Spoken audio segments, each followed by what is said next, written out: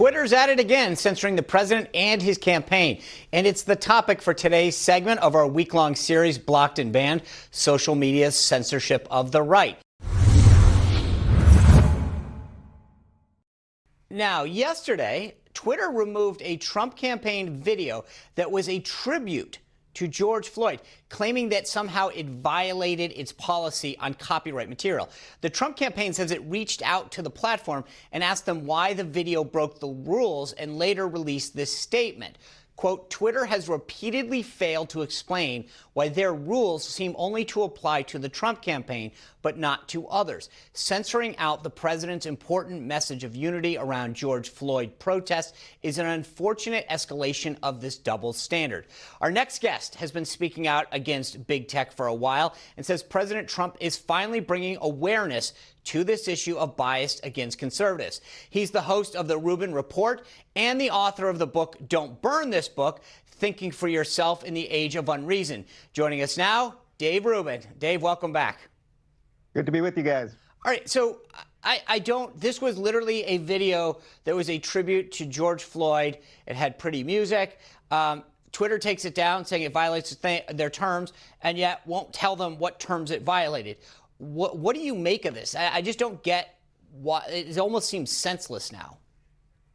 Yeah, well, this is just completely consistent with virtually everything else that big tech has been doing for the past, say, 4 or 5 years. It's always, almost without exclusion, people on the right, so conservative-leaning people, who are censored and shadow banned and deboosted and a bunch of other Orwellian terms that they use for these things. But I think the bigger issue here is that this idea of censoring some voices, using the ways we communicate in a modern age, in many ways is the single biggest issue we have right now. And I'm saying that not to be hyperbolic, but I mean, I think you can make a sound argument that it is actually more important than what's happening with coronavirus or even with these riots, because if we don't have a way to communicate with each other honestly, and if certain views are going to be suppressed, well, then you can basically manipulate people to think and behave in any way that you want. I mean,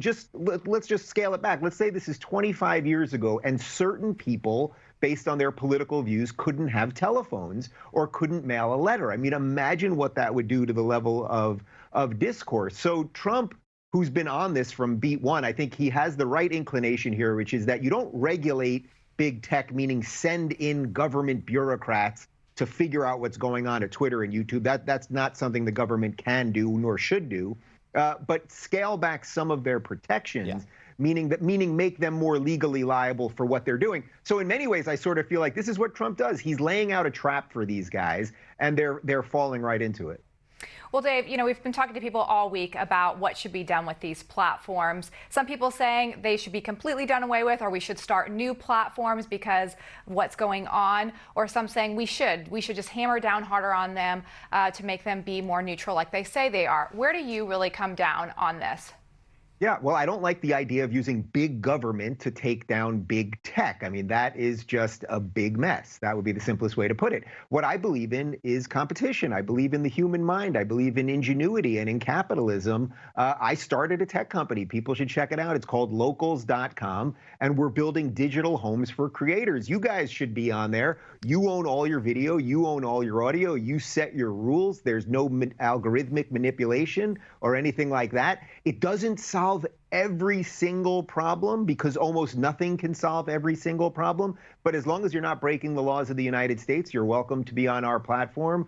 And we're not a platform sort of in the way that Twitter and YouTube are sort of there for everybody, because you set your rules in your community. So if you come into the RubinReport.com community and you're there to troll me or just say awful things, I can boot you out of there, but you can still be in someone else's community. So there's no deplatforming. So I think we've just started to look at some of these things in a more mature way. We all got the internet 25 years ago. We didn't know what we were getting on. We thought it was free. What we realize now is that we were selling our souls the whole time.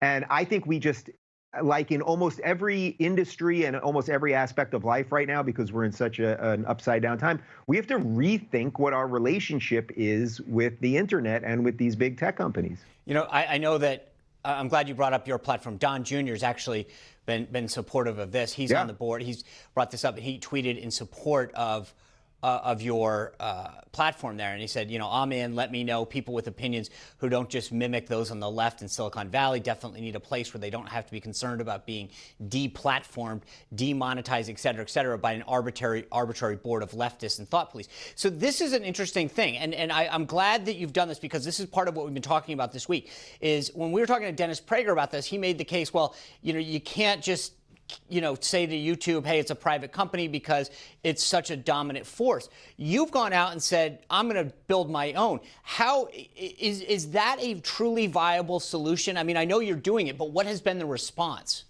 Yeah, well, Sean, if David could beat Goliath, then I think that Dave can beat Google. I think anything's possible. By the way, Dennis Prager is a good friend of mine and absolutely an ally in this space. And I think that when you're trying to deal with a big problem, whatever that problem might be, in business, a political problem, whatever it is, you want people to hit it from different angles. So I'm not even sitting here saying that solely the competition answer is the best. If you also put public pressure so that, like Dennis has done, right? Dennis has gone, his Prager University, they've gone into lawsuits against YouTube for some of the ways that they've manipulated their videos. Now, sometimes the legal route plus the competition route plus political pressure route, those are all possible. But to really answer your question, I mean, is it a daunting and almost insurmountable problem that I've chosen to use my time and skills to be part of here? It is, but I can't sit here and be somebody that takes the libertarian side of things and believes in competition and all the things that I just laid out and then not do it when opportunity arises. So I think we're building something really great. I'm really proud of it.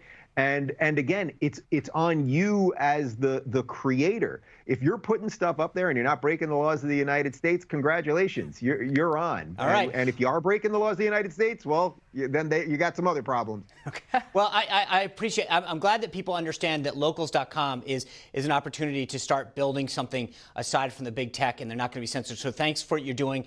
Thanks for breaking down and explaining it. And I tell you what, I'll go there this weekend. I'm in. Get on there, guys. I'm in. Get on there. All right, great. Thanks, Dave. Have a great weekend. Thanks, guys. All right, well, coming up, the New York Times now apologizing for publishing an opinion piece from Senator Tom Cotton because, get this, as we mentioned earlier, some staffers complained about it. Trish Reagan is here to talk about that. We also have some news about the economy to share with you and a surprising comment from Joe Biden, calling a percentage of American people bad. Is this his deplorables moment? We're back in a moment.